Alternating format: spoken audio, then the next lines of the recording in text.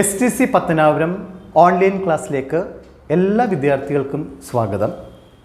ഇന്ന് നമ്മളിവിടെ ഡിസ്കസ് ചെയ്യാൻ പോകുന്നത് ജീവശാസ്ത്രം 1-ാം അധ്യായം അറിയാനും പ്രതികരിക്കാനും. 10ാം ക്ലാസ്സിലെ ജീവശാസ്ത്രം first chapter sensation and responses.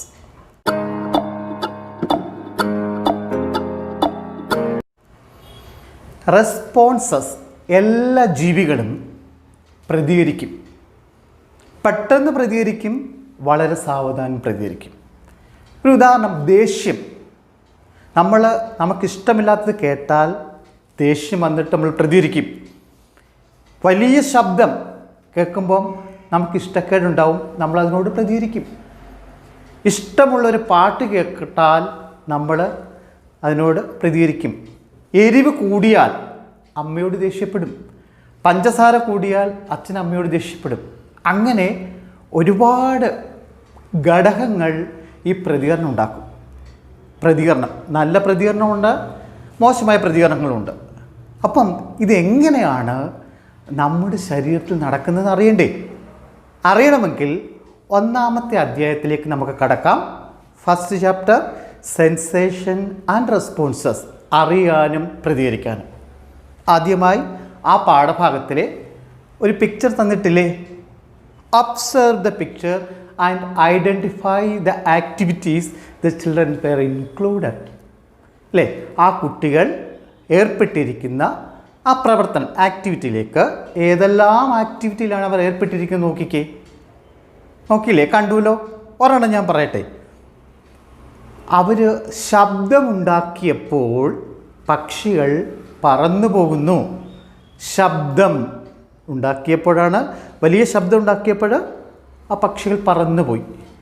മറ്റൊന്ന്, ഒരു കുട്ടി മാമ്പഴം തിന്നുന്നു. Then's eating mangoes and knows the taste of the mango, രുചി അറിയുന്നു. ആദ്യത്തെ എന്തായിരുന്നു? Sound. So the birds were flying. Next one, ഒരു കുട്ടി നോക്കി ഒച്ചിനെ തൊഴുന്നു. ഒച്ചിനെ ടച്ച് ദ സ്നെയിൽ. അപ്പം സ്നെയിൽ എങ്ങനെ പ്രതികരിച്ച് നോക്കിക്കേ? Withdraws all body parts inside the shell. ആ എല്ലാ ശരീരഭാഗങ്ങളും ആ ഷെല്ലിൻ്റെ ഉള്ളിലേക്ക് മടക്കി. പിന്നീടോ ഒരു കുട്ടി കണ്ടോ, ആ വെള്ളം കോരി ഇങ്ങനെ മുഖത്തേക്ക് തളിക്കുന്നു. വെള്ളം കോരുമ്പോൾ നല്ല തണുത്ത വെള്ളമാണ്, കൂൾ ആ ഫീല്. പിന്നെ പൂമ്പാറ്റ ആ മണമുള്ള പൂവിലേക്ക് എന്തിനു വേണ്ടിയാ? തേൻ കുടിക്കാൻ വേണ്ടി. സ്മെൽ. സോ ഇവിടെ പ്രേരണകളുണ്ട്, പ്രതികരിക്കാനുള്ള പ്രേരണ. The factors that Evoque responses. And which are these factors? അവിടെ നമ്മൾ കാണുന്നത്, we can identify. First one is the taste, then sound, then coolness and the honey. And you must identify more examples from your surroundings, from your own experience. നിങ്ങളുടെ ചുറ്റുപാടിൽ കാണപ്പെടുന്ന ഇതുപോലുള്ള അനുഭവങ്ങളെ, പ്രതികരിക്കാൻ കാരണമാകുന്ന അനുഭവങ്ങൾ നിങ്ങൾ കണ്ടെത്തി നിങ്ങളുടെ സയൻസ് ഡയറിയിൽ എഴുതണം. ക്ലിയർ? അങ്ങനെ പ്രതികരണമുണ്ടാക്കുന്ന പ്രേരണകളെ അല്ലെങ്കിൽ ഘടകങ്ങളെ നമുക്കൊരു പേര് വിളിക്കാം. അതാണ് ഉദ്ദീപനം, സ്റ്റിമുലസ്. എന്താണ് ഉദ്ദീപനം? പ്രതികരണത്തിന് കാരണമാകുന്ന പ്രേരണകൾ. ആ പ്രേരണയെ അല്ലെങ്കിൽ ഫാക്ടേഴ്സിനെ, ഘടകങ്ങളെ നമുക്ക് ഉദ്ദീപനം എന്ന് പറയാം.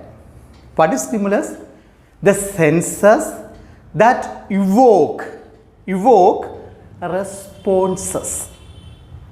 The senses that evoke responses is known as stimulus. That is from your own surroundings or outside the body and inside the body. നമുക്ക് പുറത്ത് മാത്രമല്ല, ഇതുപോലെ ശരീരത്തിനുള്ളിലും ഇതുപോലെ നടക്കുന്നുണ്ട്. പ്രതികരിക്കാൻ നമ്മളെ സഹായിക്കുന്ന ഘടകങ്ങളുണ്ട്. അപ്പോൾ ഉണ്ടല്ലോ, ശരീരത്തിന് പുറത്തുണ്ട്, ശരീരത്തിനുള്ളിലുണ്ട് ഉദ്ദീപനം നടക്കുന്നു. പ്രതികരിക്കാൻ നമ്മളെ സഹായിക്കുന്ന ഫാക്ടേഴ്സ് ഉണ്ട്. അങ്ങനെയാണെങ്കിൽ നമുക്ക് ഈ ഉദ്ദീപനത്തെ രണ്ടായി കാറ്റഗറൈസ് ചെയ്യാം, classify. They are the external stimulus and internal stimulus. So the stimulus is classified or divided into two types. They are mainly external and internal. ബാഹ്യ ഉദ്ദീപനം പിന്നെയോ ആന്തര ഉദ്ദീപനം. ഇനി നമുക്ക് നോക്കാം, എക്സാമ്പിൾ അറിയണ്ടേ, നമുക്ക് പരിചയമുള്ള എക്സാമ്പിൾ നോക്കണം, ഉദാഹരണം നോക്കണം. ഏതൊക്കെയാണ് എക്സ്റ്റേണൽ സ്റ്റിമുലസിന് ആധാരമാകുന്ന ഉദാഹരണങ്ങൾ? നമ്മൾ പഠിച്ചു രുചി, മണം, ശബ്ദം അല്ലേ പറഞ്ഞു. പിന്നീട് നമുക്ക് പറയാം പ്രഷറുണ്ട്, അതിന് ഉദാഹരണമാണ്. പിന്നെ റേഡിയേഷൻ ഉണ്ട്, റേഡിയേഷൻ ഇതിന് ഉദാഹരണമാണ്. പിന്നെ ഓക്കെ, ടച്ച്, ഹീറ്റ്, ടച്ച് സ്പർശം, ചൂട്, കെമിക്കൽസ് രാസവസ്തുക്കൾ, ഇതെല്ലാം എക്സ്റ്റേണൽ സ്റ്റിമുലസിന് ഉദാഹരണമാണ്. ഇനി ഇൻറ്റേർണൽ നോക്കാം അല്ലേ, ബാഹ്യ ഉദ്ദീപനത്തിന് ഉദാഹരണം നമ്മൾ പറഞ്ഞു. ഇനി ഇൻറ്റേർണൽ സ്റ്റിമുലസ്, അതായത് ആന്തര ഉദ്ദീപനത്തിന് ഉദാഹരണം, അതായത് ഹങ്കർ വിശപ്പ്, തേഴ്സ്റ്റ് ദാഹം, ദെൻ പ്രഷർ വേരിയേഷൻ അല്ലേ, പ്രഷർ വേരിയേഷൻ ഉണ്ട്. പിന്നെ ഇൻഫെക്ഷൻ, രോഗാണുസംക്രമണം, അത് ഞാൻ പറഞ്ഞ പനി വരുമ്പോൾ ചൂട് കൂടും, അങ്ങനെ ഇൻഫെക്ഷൻ. ഇതെല്ലാം ഇൻറ്റേർണൽ സ്റ്റിമുലസ്, ആന്തര ഉദ്ദീപനത്തിന് ഉദാഹരണമാണ്. അപ്പോൾ നിങ്ങൾ നോട്ട് ചെയ്തല്ലോ അല്ലേ, ബാഹ്യ ഉദ്ദീപനത്തിന് ഉദാഹരണം, ആന്തര ഉദ്ദീപനത്തിന് എന്തൊക്കെയാണ് ഉദാഹരണമെന്ന് നോട്ട് ചെയ്തു. ഞാൻ പറഞ്ഞത് കൂടാതെ കൂടുതൽ നിങ്ങളുടെ അനുഭവങ്ങളിൽ നിന്ന് അത് എഴുതണം. Clear? So what is stimulus? ഉദ്ദീപനം. പിന്നീട് നമ്മൾ എന്ത് പഠിച്ചു? എന്താണ് ബാഹ്യ ഉദ്ദീപനം, പിന്നീട് ആന്തര ഉദ്ദീപനം. അതിന് ഉദാഹരണങ്ങൾ പറഞ്ഞു. ഇനി ഈ ഉദ്ദീപനം നടന്നു കഴിഞ്ഞാൽ എങ്ങനെയാണ് നമ്മൾ പ്രതികരിക്കുന്നത്, അതിന് എന്തൊക്കെ ഘടകങ്ങൾ വേണം, അതിന് ആര് സഹായിക്കുന്നു, ഈ ശരീരത്തിലെ ഏതെല്ലാം ഭാഗങ്ങൾ അതിന് സഹായിക്കുന്നുവെന്ന് നമുക്ക് നോക്കേണ്ടേ? അങ്ങനെയാണെങ്കിൽ നമുക്ക് അതിനുള്ളിലേക്ക് പോകാം. എന്താണെന്നറിയുമോ, ആദ്യം ഉദ്ദീപനം ഉണ്ടാകുമ്പോൾ ഈ ഉദ്ദീപനത്തെ സ്വീകരിച്ചിട്ട് അതെന്ത് ചെയ്യണം, അതിനെ തലച്ചോറിലെത്തണം. തലച്ചോറിലെത്തുമ്പോഴാണ് തലച്ചോറ് അതിനെ വേർതിരിച്ചിങ്ങനെ അറിഞ്ഞിട്ട് പെട്ടെന്ന് പ്രതികരിക്കണമോ വളരെ സാവധാനം പ്രതികരിക്കണമോ എന്ന് തീരുമാനമെടുക്കുകയും അതിനുള്ള സന്ദേശങ്ങൾ അയക്കുകയും ചെയ്യുന്ന ആരാന്നറിയുമോ? നമ്മുടെ മസ്തിഷ്കം, തലച്ചോറാണ്. അപ്പം തലച്ചോറിൽ ഇതെത്തണം. എന്താണ് ഈ ഉദ്ദീപനം എത്തണം? ഏത് രൂപത്തിലെത്തണമെന്ന് അറിയാമോ? ആവേഗങ്ങളായി, ഇമ്പൾസസായി. അപ്പം സ്റ്റിമുലസ് ഉണ്ടായി, ഇമ്പൾസ് എന്ത് ചെയ്യും? അത് ബ്രെയിനിലെത്തും. ബ്രെയിനിലെത്തി brain identifies the impulses and sends messages to the related parts. അതുമായി ബന്ധപ്പെട്ട ഭാഗത്തേക്ക് മെസ്സേജസ് അയക്കും. Then suddenly respond. എന്നിട്ട് നമ്മൾ അപ്പോഴാണ് ശരീരഭാഗം പ്രതികരിക്കുന്നത്. അപ്പം ഉദ്ദീപനം ഉണ്ടാകുന്നു, ഉദ്ദീപനങ്ങൾ ആവേഗങ്ങളാവുന്നു, ആവേഗങ്ങൾ തലച്ചോറിലെത്തുന്നു, തലച്ചോറ് അതിനെ വേർതിരിച്ചറിയുന്നു. എന്നിട്ട് എന്ത് ചെയ്യും? അതിനുള്ള പ്രതികരണം തലച്ചോറ് അതാത് അവയവങ്ങളിലേക്ക് അയക്കുന്നു. ഇനി അതെങ്ങനെ സാധ്യമാകും നമുക്ക് നോക്കണ്ടേ? അതിന് സഹായിക്കുന്ന ശരീരത്തിലെ ഭാഗങ്ങൾ ഏതൊക്കെയാണെന്ന് നോക്കണം. അതിന് ഒന്നാമത്തെയാണ് റിസപ്റ്റേഴ്സ് ഓർ നമ്മൾ പറയേണ്ട മലയാളത്തിലാകുമ്പോൾ ഗ്രാഹി എന്ന് പറയും. ഗ്രാഹികളുണ്ട്. What is receptors? Receptors are the specialized cells seen inside the sense organs and other parts of the body. They are specialized cell. Why we call it as a specialized cell? Because they are receiving the stimulus. They are receiving the stimulus, so they are specialized cell. And these stimulus receiving specialized cells where they are seen in the sense organs, inside the sense organs and other parts of the body, and they are known as receptors. So here one more question. What is receptors? Receptors are stimulus receiving specialized cells. Clear? Stimulus receiving specialized cells where they are seen inside the sense organ and other parts of the body. കണ്ടോ, ജ്ഞാനേന്ദ്രിയങ്ങളിലും ശരീരത്തിൻ്റെ മറ്റു ഭാഗങ്ങളിലും ഈ ഉദ്ദീപനങ്ങളെ സ്വീകരിക്കുന്ന പ്രത്യേക തരത്തിലുള്ള കോശമാണ് ഗ്രാഹികൾ. കണ്ടോ, ഗ്രാഹികൾ. അപ്പം എന്താണ് ഗ്രാഹികൾ? ജ്ഞാനേന്ദ്രിയങ്ങളിലും ശരീരത്തിൻ്റെ മറ്റു ഭാഗങ്ങളിലും കാണപ്പെടുന്ന ഉദ്ദീപനങ്ങളെ സ്വീകരിക്കുന്ന പ്രത്യേക തരത്തിലുള്ള കോശമാണ് ഗ്രാഹികൾ. കേട്ടോ, ഗ്രാഹികൾ. ഇവ എന്ത് ചെയ്യുന്നു? ഈ ആവേഗങ്ങളെ how they receive as impulses, and when they receive the stimulus it convert impulse ആവേഗമാക്കി മാറ്റും. അപ്പം this receptors convert the stimulus into and generate stimulus into impulse ആക്കി മാറ്റും. Then this impulses reaches the brain and the brain analyzes and send messages for responses. എന്നിട്ട് brain identify ചെയ്ത് brain എന്ത് ചെയ്യുന്നു? ഈ പ്രതികരിക്കാൻ ആവശ്യമായ മെസ്സേജസ് അയക്കുന്നു. Clear? See this stimulus receiving specialized cells are known as receptors, and these receptors generate impulses. When the stimulus reaches this receptors it generate impulses, and these impulses reaches the brain, and the brain identifies these impulses and sends messages to the related organ. So the related body responds. Clear? ഈ ആവേഗങ്ങളെ ഗ്രാഹ്യകോശങ്ങൾ സ്വീകരിച്ചിട്ട് എന്ത് ചെയ്യുന്നു? അവ ആവേഗങ്ങളാക്കി മാറ്റുന്നു. ആവേഗങ്ങൾ മസ്തിഷ്കത്തിലെത്തുമ്പോൾ മസ്തിഷ്കം അതിനെ വേർതിരിച്ചറിയുന്നു. എന്നിട്ട് അതുമായി ബന്ധപ്പെട്ട ഭാഗത്തേക്ക് എന്ത് ചെയ്യുന്നു? ആ പ്രതികരണത്തെ അയക്കുന്നു. അങ്ങനെയാണ് നമ്മൾ പ്രതികരിക്കുന്നത്. ഇതിങ്ങനെ കൊണ്ടുപോകാൻ സഹായിക്കുന്നൊരു വ്യവസ്ഥ, ഒരു സിസ്റ്റം നമ്മുടെ ശരീരത്തിലുണ്ട്. അതാണ് നാഡീവ്യവസ്ഥ.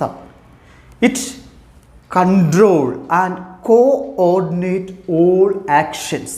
നമ്മുടെ ശരീരത്തിൽ നടക്കുന്ന എല്ലാവിധ പ്രവർത്തനങ്ങളെയും കൺട്രോൾ ആൻഡ് കോഓർഡിനേറ്റ്. കേട്ടോ, ഇപ്പം ഈ ആവേഗങ്ങളുടെ പ്രവർത്തനം, ആവേഗങ്ങൾ നമ്മുടെ ശരീരത്തിൽ എത്തുമ്പോൾ ഈ ആവേഗങ്ങളുടെ പ്രവർത്തനങ്ങളെ മുഴുവൻ കോഓർഡിനേറ്റ്, ഏകോപിപ്പിക്കുകയും കൺട്രോൾ ചെയ്യുകയും ചെയ്യുന്നത് ആരെന്നറിയാമോ? ഈ കോശങ്ങളാണ്.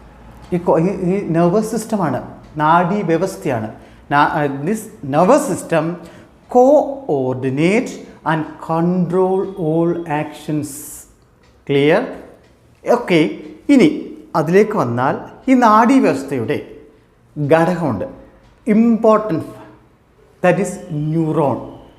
Neuron is the structural and functional unit of nervous system. Structural and functional unit of nervous system is neuron. Okay, ന്യൂറോണിനെ കുറിച്ച് നമ്മൾ പഠിക്കാം. ഈ നാഡീകോശം അത് എല്ലാ വർഷവും പരീക്ഷയ്ക്ക് ചോദിക്കുന്ന ചോദ്യമാണ്. ഒന്നുകിൽ നാഡീകോശ ചിത്രം തന്നിട്ട് പകർത്തി വരച്ച് ഭാഗങ്ങൾ തിരിച്ചറിഞ്ഞ് അടയാളപ്പെടുത്തുക. Okay, identify the parts and label. 4 മാർക്കിന് ചോദ്യമാണ് ചിത്രം. ഇപ്പം ഈ പ്രാവശ്യം നമുക്ക് ഈ നാഡീകോശ ചിത്രം നോക്കാം. അതിൽ പ്രധാനപ്പെട്ട ഭാഗങ്ങൾ ഏതെന്ന് നോക്കാം. നോക്കൂ, ഇതാണ് നാഡീകോശത്തിൻ്റെ ചിത്രം. നാഡീകോശം, ശരീരത്തിൽ നാഡീകോശങ്ങൾ ഒരെണ്ണമുള്ള, ദേ ആർ ക്ലോസ്ലി പാക്കഡ്. എല്ലാം അങ്ങനെ അടുത്തടുത്തടുത്ത് അറേഞ്ച് ചെയ്തിരിക്കുകയാണ്. നാഡീകോശം നോക്കാം. നാഡീകോശത്തിൻ്റെ പ്രധാനപ്പെട്ട ഭാഗങ്ങൾ നോക്കിയേ. കോശ ശരീരമുണ്ട്, പിന്നെ ഡെൻഡ്രോൺ ഉണ്ട്, ഡെൻഡ്രൈറ്റ് ഉണ്ട്, ആക്സോൺ ഉണ്ട്, ആക്സോണൈറ്റ് ഉണ്ട്, synaptic നോബുണ്ട്.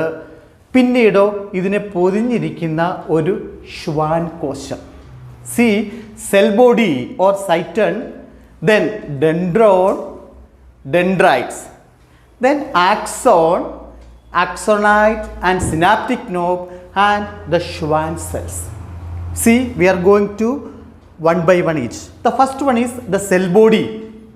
Cell body having cell membrane, cytoplasm and a definite nucleus. Related to some other, okay, close, similar to some other cells. They have cell membrane, cytoplasm and nucleus. And what's the function? Receiving all impulses, messages. Okay, receiving messages or collection of messages. See, this is the cyton or cell body. കോശ ശരീരം ആവേഗങ്ങളെ സ്വീകരിക്കുക, ഇതാണ് കോശ ശരീരത്തിൻ്റെ ധർമ്മം. മറ്റു കോശങ്ങളെപ്പോലെ തന്നെ ഇതിന് കോശസ്തരമുണ്ട്, കോശദ്രവ്യമുണ്ട്, മർമ്മവുമുണ്ട്. കോശദ്രവ്യമുണ്ട്, കോശസ്തരമുണ്ട്, മർമ്മമുണ്ട്. ഇനി നോക്കാം, ഈ കോശസ്തരത്തിൽ നിന്ന് കണ്ടോ തള്ളി നിൽക്കുന്ന ചെറിയ കണ്ടോ തന്തുക്കളുണ്ട്, ചെറിയ തന്തുക്കൾ. ഈ ചെറിയ തന്തുക്കളെ വിളിക്കുന്ന പേരാണ് ഡെൻഡ്രോൺ. ഡെൻഡ്രോൺ കണ്ടോ, ഡെൻഡ്രോൺ. കോശ ശരീരത്തിന് ചുറ്റും നിൽക്കുന്ന നീളം കുറഞ്ഞ തന്തുക്കളിൽ, ഈ നീളം കുറഞ്ഞ തന്തുക്കൾ, ആ നീളം കുറഞ്ഞ തന്തുക്കളാണ് dendron. The short filaments seen round the cyton is known as a dendron. And what's the function? Receiving messages or impulses from the dendrites and reaches these messages to the cyton, carrying messages towards the cyton or cell body. Cell ബോഡിയിലേക്ക് ആവേഗങ്ങളെ എത്തിക്കുന്നു. Cell ബോഡിയിലേക്ക് ആവേഗങ്ങൾ carrying impulses towards the cell body. See the branches of dendron. You can see the branches of dendron here, and this branches of dendron is known as dendrites. Branches, so many small branches you can see, and this branches is known as dendrites. The short filament is known as the dendron, and the branches of dendron is known as dendrites. What the function of dendrites? Collect impulses or messages from the surrounding neuron. They collect messages or impulses from the surrounding neuron, and from the dendron the messages or impulses reaches to a dendron, and dendron carries the messages to the cyton. Okay, you got the points. This is a cyton or cell body, and the short filament is known as a dendron, and the branches is known as dendrites.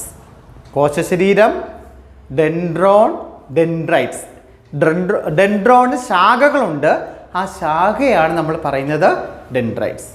ഇനി നോക്കാം, ഒരു കണ്ടോ നീളം കൂടിയ തന്തു ഉണ്ട്. ഇത് ഈ കോശ ശരീരത്തിൽ ഒരേ ഒരു നീളം കൂടിയ തന്തു, ഒറ്റ ഉള്ളൂ നീളം കൂടിയ തന്തു. ഇത് the longest filament, the long filaments from the cell body, and this is known as axon. Only one is very long, others are short. The long filaments from the cell body is known as axon. ഒരെണ്ണം മാത്രം നീളം കൂടിയതാണ്, ഈ നീളം കൂടിയതാണ് axon. What's the function of axon? Carrying impulses from the cell body to the outside. ഈ കോശത്തിൽ നിന്ന് വെളിയിലേക്ക് ആവേഗങ്ങളെ കൊണ്ടുപോകുന്നു. ഒരു കോശത്തിൽ ഒരുപാട് സന്ദേശങ്ങളെത്തും, അതിൽ നിന്ന് ആവശ്യമുള്ളതിനെ പുറത്തേക്ക് അടുത്ത കോശത്തിലേക്ക്, അടുത്ത കോശത്തിന് വെളിയിലേക്ക് കൊണ്ടുപോകുന്നതാണ് ഈ axon. Carrying impulses outside the body, outside. This is axon. See the branches. Axon has many branches, and the branches of the axon is known as axonite. അല്ലേ, ഈ ആക്സോണിൻ്റെ ശാഖകളാണ് ആക്സോണൈറ്റ്. അതിൻ്റെ ബ്രാഞ്ചസ് നിങ്ങൾക്ക് കാണാം അല്ലേ, ആക്സോണൈറ്റ് ആണ്. ഈ axonite what's function? Carrying the impulses. ഈ ആക്സോണിൽ നിന്ന് ഇമ്പൾസിനെ ക്യാരി ചെയ്യും. Then the axonite ends, the end part is known as synaptic knob. ഈ എൻഡ് പാർട്ടിനെ ആക്സോൺ, ഈ ആക്സോണൈറ്റ് അവസാനിക്കുന്ന ഈ എൻഡ് പാർട്ടിനെയാണ് സിനാപ്റ്റിക് നോബ് എന്ന് പറയുന്നത്. Synaptic knob. See which are the main parts? Cyton, dendron, dendrites, axon, axonite, synaptic knob. Once again, കോശശരീരം, dendron, dendrites, axon, axonite synaptic node. Then കണ്ടോ, ഈ ആക്സോണിനെ പൊതിഞ്ഞിരിക്കുന്ന ഈ പ്രത്യേകതരം വെളുപ്പ് നിറമുള്ള കോശമാണ് ഷ്വാൻസ് കോശം, Schwann cells. The axon is covered and protected by cells called Schwann cells. Okay, clear ആയല്ലോ? ഇതാണ് ഒരു നാഡീകോശം. ഇപ്പം നിങ്ങൾ ഈ ചിത്രം നോക്കി, ഇതിൻ്റെ ഭാഗങ്ങൾ കണ്ടിട്ട് തിരിച്ചറിഞ്ഞിട്ട് നിങ്ങൾ ഇതുപോലെ വരയ്ക്കണം, ഭാഗങ്ങൾ അടയാളപ്പെടുത്തണം. എന്നിട്ട് ഒരു ടേബിൾ ഉണ്ടാക്കുക. ടേബിൾ ഉണ്ടാക്കിയിട്ട് ഈ നാഡീകോശത്തിൻ്റെ ഭാഗങ്ങൾ ഒരു സൈഡിൽ, അതിൻ്റെ ഫങ്ഷൻ മറ്റൊരു ഭാഗത്തേക്ക് എഴുതി, അങ്ങനെ ഒരു ടേബിൾ കംപ്ലീറ്റ് ചെയ്യണം. ഓക്കെ, ഇനി നമുക്ക് എങ്ങനെയാണ് ഇതിലൂടെ ആവേഗങ്ങൾ കടന്നു പോകുമ്പോൾ എന്തൊക്കെ മാറ്റങ്ങൾ സംഭവിക്കും, അങ്ങനെ നമുക്ക് കൈ തൊട്ടാൽ പെട്ടെന്ന് ചൂടുള്ള വസ്തു തൊട്ടാൽ കൈ പിൻവലിക്കണ്ടേ, ദേഷ്യം വരുമ്പോൾ നമുക്ക് പ്രതികരിക്കേണ്ടത്, അതെങ്ങനെയാണെന്ന് നമുക്ക് നോക്കാം, അടുത്ത ക്ലാസ്സിൽ നോക്കാം. ഇത് ഇത്രയും ഹോംവർക്കായിട്ട് നിങ്ങൾ ചെയ്യണം.